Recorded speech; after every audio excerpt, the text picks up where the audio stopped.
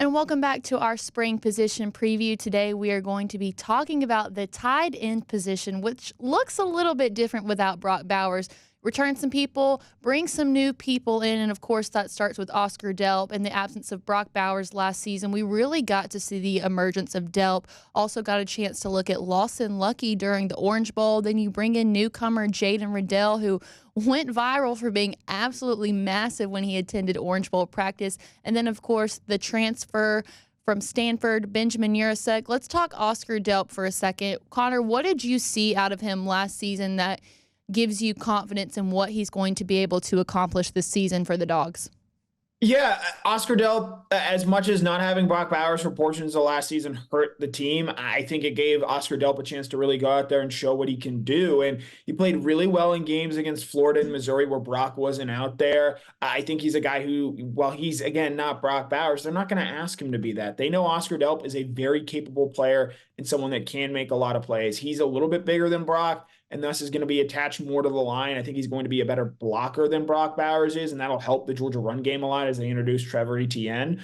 But he's a guy that's capable of making catches in big spots and being a red zone target at 6'5", 245 pounds, a capable plus athlete for Georgia. And well, again, not a first round pick like Brock Bowers is. He's a guy that's going to play in the NFL. And so you've seen him make some impressive plays, has very good hands, and is a guy that I think, I don't know if he's going to be Brock Bowers in terms of impact he has on this offense, but he's going to be a guy that defenses are going to have to game plan and know where he is on the field because he is that great of an athlete. And when you look at a guy like Lawson Luckie, a Norcross grad that DawgNation seemed to be really excited about when he committed, we only got a glimpse of what he could do because he was injured at the beginning of last season. Have you seen anything out of Lawson Luckie in spring practice that stands out to you?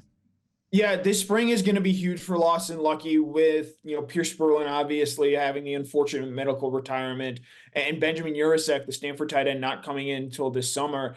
If Lawson Luckie is going to make an impact for this team this year, he's going to have to play really well in the spring. And we've seen him do that before. I think of the 2023 signees, no one had a better spring and offseason than Lawson Luckie did last year. But unfortunately, he picks up that ankle injury in August. And as we've said time and time again, that's the worst time for a young player to pick up an injury. So I'm really interested in seeing, now that he's in year 2 of the program, another full offseason here, bulked up a little bit. How does he go about making plays for this Georgia offense? He's got a similar body type to Brock Bowers, and so I think he can be a complementary piece to what Oscar Delp brings to the table here. He's not going to be the starting tight end for this Georgia team, but he's impressed a lot of people in this Georgia program, and I think people are going to be really interested in seeing what he does with this opportunity this spring at that tight end position. I think one of the most interesting names on this list is the transfer from Stanford, Benjamin Yurosek. You can go watch his film.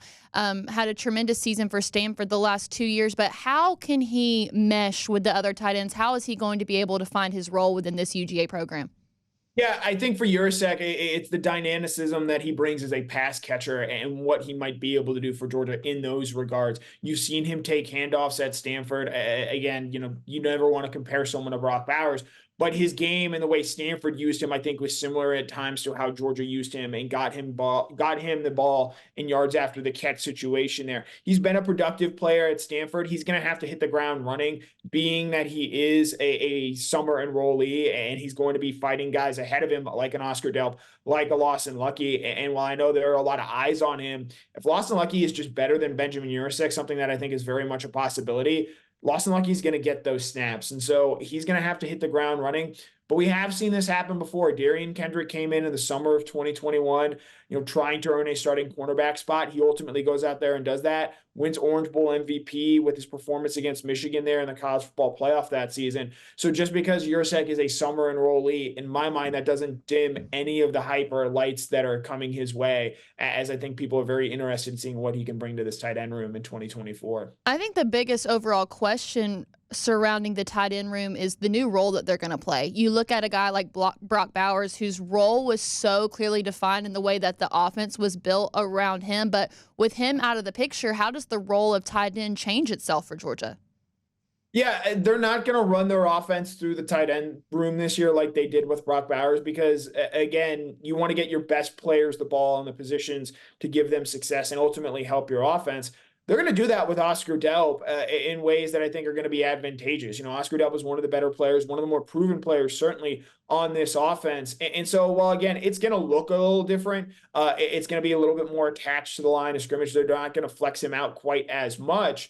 I do think that they're going to find ways to get tight ends matched up in positive situations against slower linebackers, smaller safeties, and take advantage of that when called upon. There are still a lot of questions with this wide receiver room.